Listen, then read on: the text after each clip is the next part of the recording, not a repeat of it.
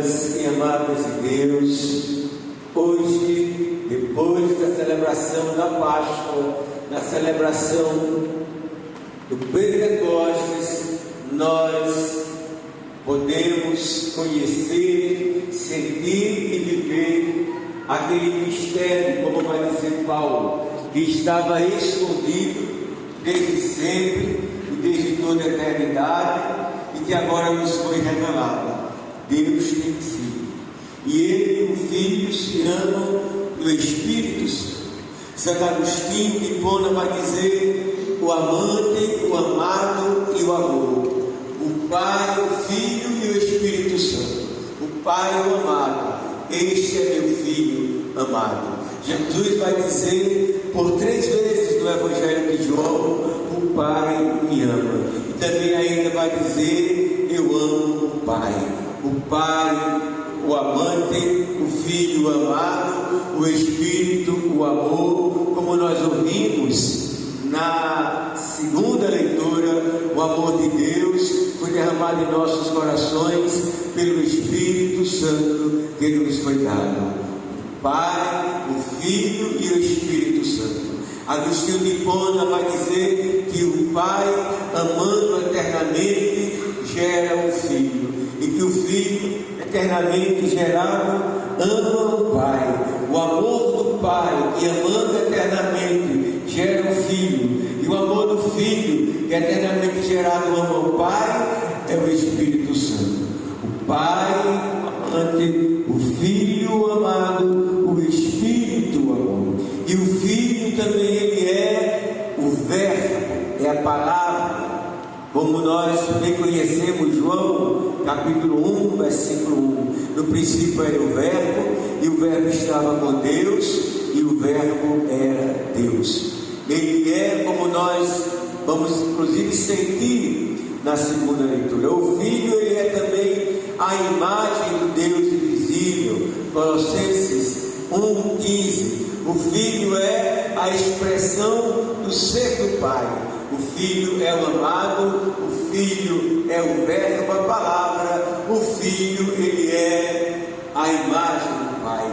O Espírito Santo é o amor, o Espírito é a santidade, o Espírito Santo é a vida, o Espírito Santo é o poder e a glória, como escreve Paulo na sua carta.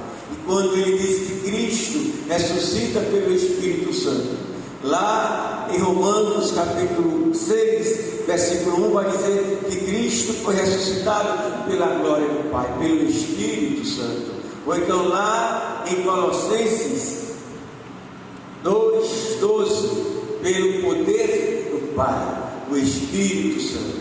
O Espírito Santo, ele é então o amor, ele é a vida, ele é a santidade, ele é o poder e a glória. E 2 Coríntios capítulo 5, ele é a ação de Deus. Então Deus é desde sempre e desde toda a eternidade. Deus é, como nós ouvimos na segunda leitura, antes da criação do mundo. Não acontecia nada. Deus, ele é aqui na eternidade, desde sempre e para sempre. Porém, no princípio dos tempos, como está em Gênesis, naquela alegoria bíblica, no princípio Deus criou todas as coisas. E aquela palavra criadora, faça-se, quem é a palavra? Quem é o Verbo?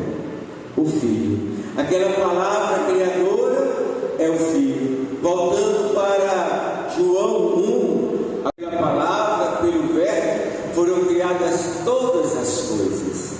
A palavra criadora, o faça-se, é o Filho. E foi feito, lá em Coríntios, a ação de Deus é o Espírito Santo. São Leomardo vai dizer que Deus cria com 2 mãos, a do Filho e a do Espírito. E o Filho é essa leitura que nós ouvimos da sabedoria. Ele é a sabedoria, ele é essa palavra criadora. Assim fala a sabedoria de Deus. O Senhor me possui como primícia, desde a eternidade fui constituída a palavra, o Logos, o Verbo. Antes das origens da terra, fui gerado quando não existiam os abismos, mas ele vai dizer que estava ali na criação do mundo. Quando Deus cria a palavra, de novo, João 1, 2, pela palavra, pelo verbo, foram criadas todas as coisas.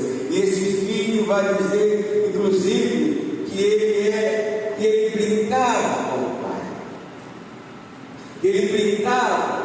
Lembra até aquela poesia de Fernando Pessoa com o menino Jesus. O filho que brinca com o Pai, criando o mundo. Pai, Filho e Espírito Santo. E o Pai, ele não nos abandona.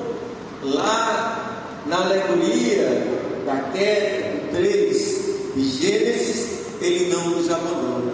Ele acompanha todos os povos, como faz uma promessa, uma aliança, e acompanha todos. Porém, se aqui eu falava no princípio dos tempos, Deus criou todas as coisas. Aqui nós tivemos o desenrolar dos tempos. Porém, Gálatas 4, 5, porém, na plenitude dos tempos, Deus enviou o seu Filho, nascido de uma mulher, e porque sois filhos, enviou o Espírito do seu Filho. O Pai nos envia o seu Filho, Gálatas 4, 5, e o Pai nos envia o Espírito Santo. De tal modo que agora nós, repletos do Espírito Santo, por Cristo, com Cristo e em Cristo, podemos dar a Deus, nosso Pai, que nos ama com amor materno, toda a honra e toda a glória. Nós agora participamos da divindade de Deus, que se dignou a assumir a nossa humanidade. Há um poema belíssimo de Dom Helder, quando na preparação das oferendas se coloca uma gotinha de água no vinho e diz: pelo mistério desta água e deste vinho, possamos participar da divindade do vosso Filho, que se dignou a assumir a nossa humanidade. Professar a Trindade é sobretudo viver com a teologia dogmática. A partir dos padres da igreja, os primeiros séculos vão chamar essa relação de pericoresis, de dança envolvente. O Pai pelo Filho, no Espírito nos bendiz, e nós com a igreja, a humanidade e a criação, no Espírito pelo Filho, bendizemos o Pai. Ou seja, nós dançamos com Deus. Infelizmente nós, cristãos, seja católicos ou de outras denominações cristãs, nós não costumamos dançar com Deus. E essa foi a palavra que a igreja primitiva, e essa foi a palavra que a teologia dogmática do Deus Único Trino nos deu: dançar com Deus. E Dom Helder é esse homem. Eu tenho aqui, pelo menos na minha cabeça, pelo menos 3 poemas de Dom Helder, onde ele fala dessa dança. Não somente esta, quando ele diz que dança durante a celebração eucarística, mas outras onde ele fala, aliás, é a primeira coisa que aparece quando nós entramos no site da SET, pesquisando Dom Helder, do padre, das meditações do padre José. Esse balé que Dom Helder vai envolvendo toda a criação. Por que, meu Deus? Por que, minha Nossa Senhora? E nós cristãos ficamos tão sérios na missa como se fosse um funeral. Por que, meu Deus? Por que, minha Nossa Senhora? E nós ainda não conseguimos entrar nessa dança envolvente e de celebrar com alegria. Eu não estou falando de euforia nem de fanatismo, mas de celebrar com alegria. Amadas e amados de Deus, comunhão, ou melhor dizendo, celebrar a Trindade é celebrar a comunhão do Pai, do Filho e do Espírito Santo. E nós agora entramos nessa comunhão. E agora nós somos envolvidos nesta dança envolvente desculpe o pleonasmo, mas somos envolvidos nessa dança envolvente de comunhão. Somos convidados à comunhão. A comunhão dentro de casa, no lar, na família, na universidade. A esposa é diferente do esposo e vice-versa. Mas aonde nós podemos, como membros de Deus, Pai, Filho e Espírito Santo, ou melhor dizer, como filhos do Pai, como irmãos de Cristo ressuscitado, como templo do Espírito Santo, como membros do corpo de Cristo que é a igreja, como nós podemos viver em comunhão uns com os outros dentro da igreja, em momentos tão difíceis que nós vivemos, de tensão dentro da própria igreja, a comunhão, a unidade na diversidade, mas que nós, para que possamos estar em comunhão com a igreja, nós já estamos quando estamos em comunhão com o Papa, com o Bispo. É a comunhão que nós somos convidados a viver. E nas nossas relações interpessoais, como é que nós vivemos em comunhão? Quantas vezes disputas mesquinhas, egos inflamados, podemos ter no clero, no episcopado, nas instituições católicas, nas instituições dos três poderes, nas instituições da sociedade civil organizada, dos partidos políticos, na igreja. Somos convidados à unidade. Não estou falando da divergência, que é importante para poder crescer, de enfrentar as coisas, para que sejam resolvidas, e não sejam atropeladamente. A comunhão, que nós possamos viver em comunhão. Às vezes nós corremos o risco na paróquia que o padre diz: quem manda aqui sou eu. Aí o pessoal lá da juventude, dos casais, da catequese, quem manda também lá são eles. Nós somos servos, e como Jesus vai dizer, servos inúteis, que celebrando a comunhão da Trindade, nós possamos também buscar viver a nossa comunhão aqui. E encerrando, amados e amadas, nós estamos quase que para entrar numa noite escura, numa treva imensa, por causa do ódio, por causa do fascismo, por causa de guerras, por causa da divisão. Ucrânia, Sudão, a África, tão esquecida África, Israel, agora com o Irã e vice-versa, os Estados Unidos, a maior indústria bélica do mundo, aonde se gastam trilhões. Com esses trilhões poderíamos superar a fome, não com assistencialismo, mas com uma ação sócio-transformadora. E as criancinhas? Porque são duas armas de guerra.